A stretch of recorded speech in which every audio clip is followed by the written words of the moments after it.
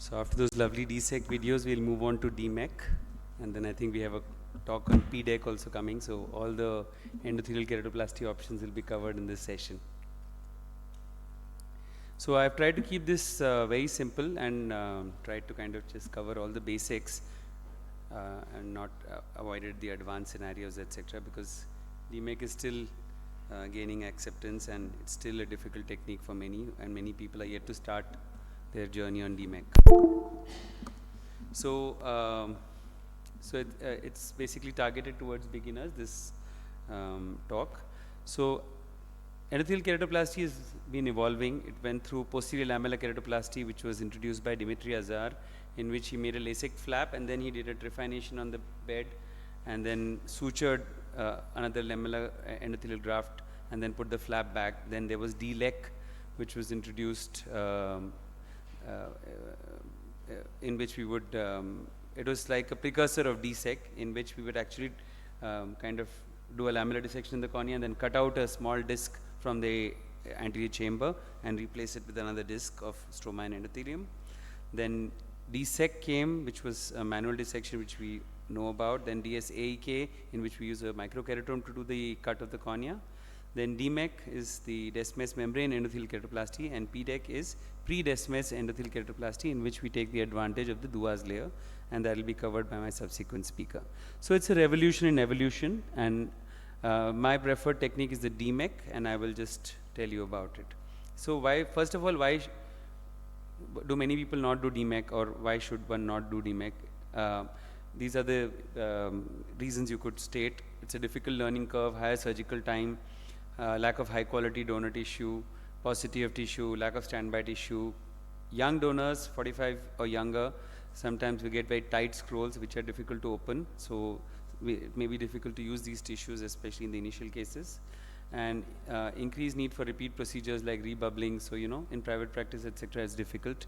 And it has a significant learning curve, so risk of complications is there. But once you're past that learning curve, actually, it becomes pretty repeatable. So why should one be doing DMEK? A lot lower rejection rate, faster and better visual recovery, more patients will get 20/20, and better understanding of surgical nuances over the years has made the procedure more repeatable and predictable, and that's the idea of this talk. So donor selection, avoid too young donors, avoid diabetics, avoid donors with fellow eye DMEK harvesting difficulties. So if one eye has had a problem, then don't use the other eye for a DMEK, use it for a DSEC. And of course, we want an endothelial count more than 2,500. Diabetics, the DMEK tends to, the Descemet's membrane tends to tear while we are trying to strip it. In the initial cases, avoid patients where you can't see very well, so stromal scarring, etc., or post-grafted eyes, very deep ACs, aphakic eyes, post-filtering eyes, all these are not good cases, and pupil and iris should be intact. So I'll just quickly go over the techniques. So donor and recipient both, I think, have their own challenges in the beginning stages. So when you take the donor corneal button, mark the surface. I was under the impression this is a 10-minute talk. Can I just take a couple of minutes more? Yeah. Yeah. So once you've done that, you invert it on a Teflon block or whatever, and then you basically you do a partial thickness trephination, for about 10 millimeters. This is the scuba technique that I'm describing. There are other techniques also. After 10 millimeter trephination is done, you stain with trypan blue the edge, and then you put fluid on top, and this is called the scuba technique, in which you basically lift the edge which you have done a partial thickness trephination. Basically, you've cut only the Descemet's, but the Descemet's gets stuck into your trephine edge. So you need to just release it with a Sinskey hook. After you've done that, use any non-tooth forceps. I like to use a curved suture tie, and you basically grasp the one edge of the Descemet's membrane and start slowly stripping it. Now, as you're stripping it, you have to look at this line.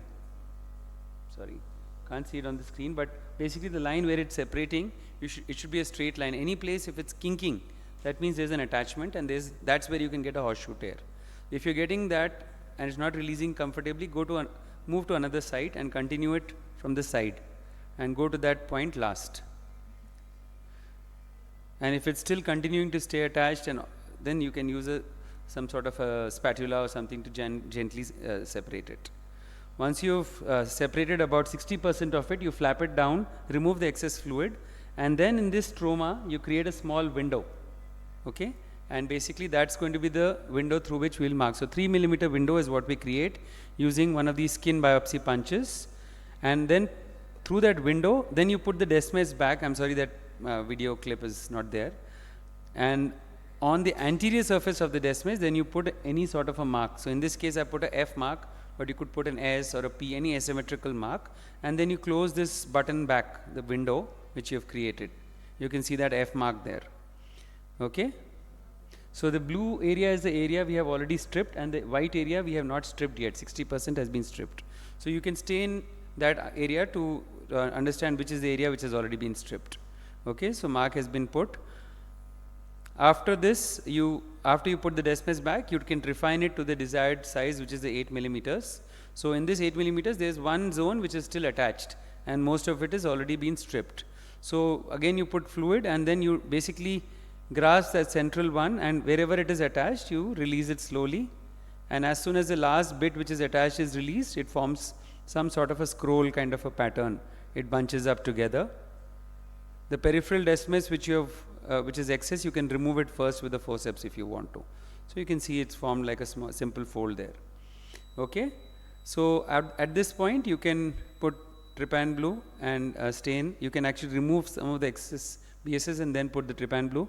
And people leave between 60 to 120 seconds for staining it well. So you need that stain to last for some time, so it's a good idea to stain it for minimum 60 seconds, up to 2 minutes you can put.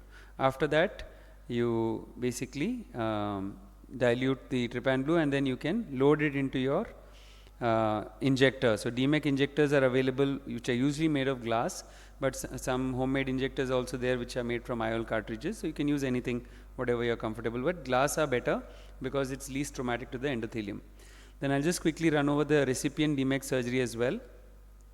After you've loaded the tissue in the DMEK injector, you go to the donor recipient cornea, make an inferior PI with a cutter. You can also do this pre-operatively in the OPD with a YAG. After that, you basically strip the unhealthy Descemet's membrane. You can see that coming off with a reverse Sinski hook. You can put a surface mark and do it if you want to be more precise. And then you remove any viscoelastic. Only cohesive viscoelastic should be used to inflate the anterior chamber for any endothelial keratoplasty surgery. After that, you take your DMEK scroll which has been stained and loaded in the injector and inject it into the anterior chamber. The eye should be soft when you're doing this, and as you're removing this, make sure you give some counter pressure at the wound so it doesn't shoot out again. After that, you suture up the wound. In this case, a small bubble of air has gone in, which we'll need to remove. Now you have to examine your DMEK graft. It takes many configurations, so you have to understand what configuration it has taken, what type of scroll it has. Understand this, and accordingly then we have to give different type of tapping maneuvers to give fluid waves and currents to open up the scroll in the desired way. Okay, and for all these maneuvers, your anterior chamber should be shallow. If it's too deep, it won't open up. This is the correct orientation of the DMEK scroll. It scrolls this way, not this way as you would intuitively think. And that is the way we want it. So these are the various configurations. I'll just quickly come to one by one. This is called a simple scroll. This is the ideal configuration that you want. Okay, in this all you have to do is tap at one edge to put some fluid into the scroll to open it up, and then you tap in the center, and usually it will open up into either a simple scroll or it will open up on both sides, and then you just need to tap it and center it and put air beneath it. This is called a simple fold, in which one side is folded and one side is open.